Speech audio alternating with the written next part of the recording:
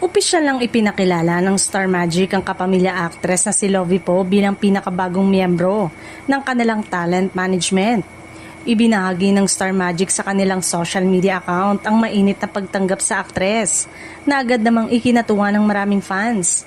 Matatanda ang ilang taon ng bahagi ng ABS-CBN si Lovie Poe at naging tampok sa iba't ibang proyekto ng Kapamilya Network.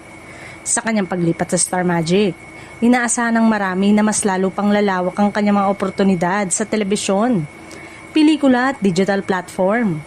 Kilala si Lovie bilang isa sa mga mahuhusay na aktres ng kanyang henerasyon.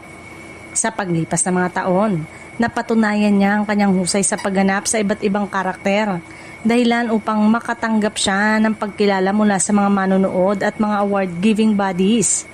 Agad namang bumuo sa mga mensahe ng pagbati mula sa mga tagahanga at kapwa-artista matapos ang opisyal na anunsyo. Marami ang nagpahayag ng excitement sa mga posibleng proyekto at collaboration na maaaring gawin ni Lovie kasama ang iba pang Star Magic artist.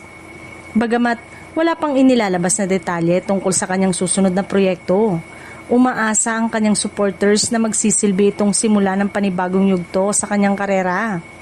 Marami rin ang naniniwalang mas marami pang dekalidad na proyekto ang naghihintay para sa aktres.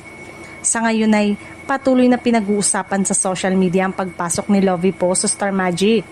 Marami ang nananabik na makita ang mga susunod na anunsyo ng ABS-CBN at kung ano-anong mga proyekto ang kanyang pagbibidaan bilang opisyal na miyembro ng talent management arm ng Kapamilya Network.